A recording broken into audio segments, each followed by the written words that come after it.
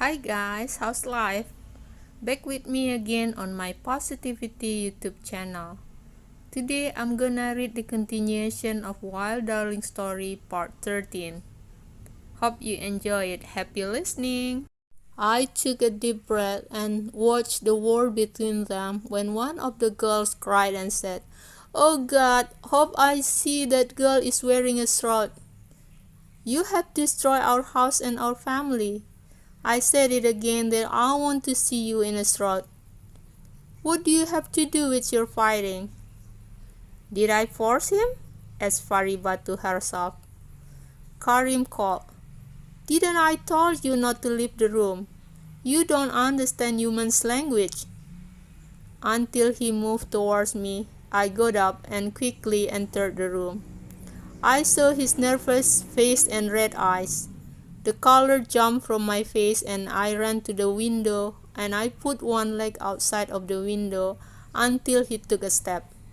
I said, "God is witness, if you come closer, I will lower myself. Believe me, I'm telling the truth."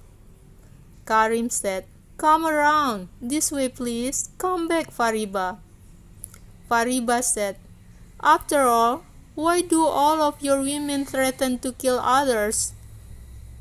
"Fariba, I've had enough, so come back to me." I said to myself, "If you fall, pray to die, because if you survive, woe to yourself." I said, "I have one condition. If you go out, I will stay away from the window. I won't come this way until you leave."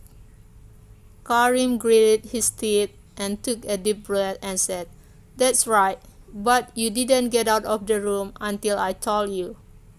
I nodded my head in approval and said, "Yes, I got it."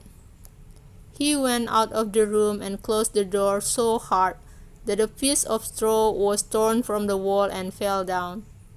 "Oh God, who are these?" Karim had not yet calmed down when their voices were raised again.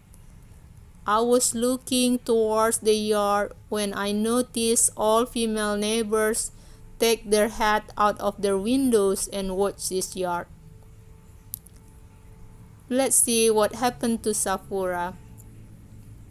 I opened my eyes with difficulty. My mouth was dry. I called her name, "Fariba. Fariba, where are you, girl? Come here, dear." Someone approached and took my hand. She said softly, "Safura, calm down. I'm Sahar." I said, "Where is Fariba?" I was very upset. "Is she okay? Why doesn't she come to me?" Sahar said, "As far as I know, finally someone came and didn't let them to punish her, and he said he will marry her. He accepted, and Mullah also forgave her." Hearing this, Safura got up quickly and felt a severe pain in her lower back and fell back. Sahar said, "Don't get up, Aunt. You are not well. You should rest." "I will break their hand for what they did to you." She said, "No, nothing can be gained from my sleeping. They took Fariba. We have to bring her back. She is my daughter. I have no one but Fariba. Where is Belkis, and what is she doing?" Let's see what Karim and his family do to Fariba. From their conversation, I learned that Karim has two sisters and a sister-in-law. I was amazed at the patience of Karim in front of each of them. Undoubtedly, if someone treats me like this, I can't stand it. But Karim's patience with his mother and sisters was commendable. Karim's mother was sitting in front of the courtyard gate, covering her head tightly with a white handkerchief, saying something under her breath. One of her daughters called, "Mother, how long will you continue to do this? What happened to you while sitting in front of the gate? Where do you want us to go more than this?" Why do you still upset at this age? Where do you have to go? Karim's mother, while wiping away her tears, said, I'm tired. Nadia, I work all my life. I build a house. I build a life. I raise good children in my mind. But did your brother ruin all my effort today? He did. Not even think about it once by bringing a mischievous girl home. Would anyone else come to propose to his sisters? All these jets. Moreover, what should I say to Gurstam? The daughter of the people has 1,000 wishes and aspirations. What will she say if she finds out what her fiancé has done? Let's see where is Karim and what he does to his mother. Karim was standing near the gate of the vestibule and he was looking at his mother. He said to himself, I don't know what sin I have committed that I should be in this situation today. If I leave Fariba, she will return to those bad women and her future is known. If I don't let her go, my mother will leave home. God, help me to be more patient and show me the way. I slowly walked over to my mother and sat down at her feet. She was not even willing to look at me in the face even at once. Nadia said, What do you want again? Do you want to torment her a little more when you come back and kneel down in front of her? I sighed and said, Calm down for a moment. I took my mother's hand and kissed her. I said, I know you are very upset with me and you didn't expect such a thing. But this house has no light without you. Don't go.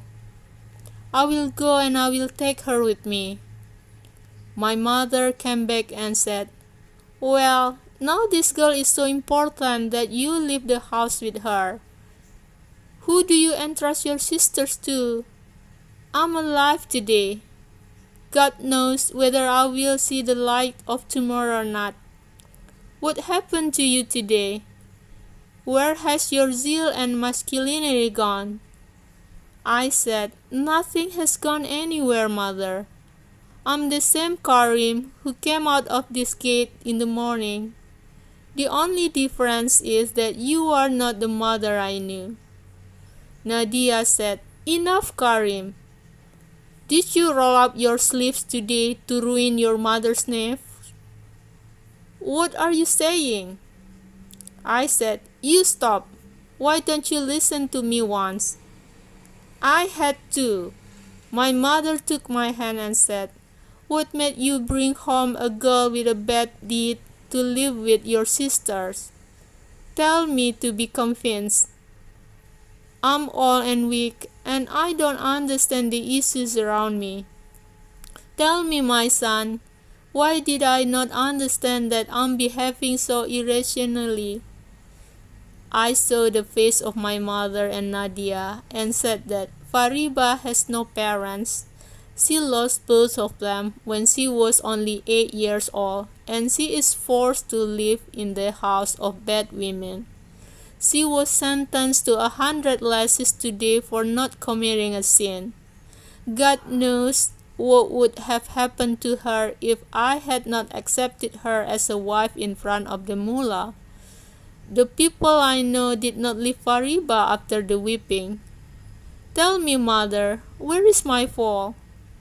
Fariba is a pure and innocent girl because she has no place to stay and live with those women. Think about closing the gate of our house to her.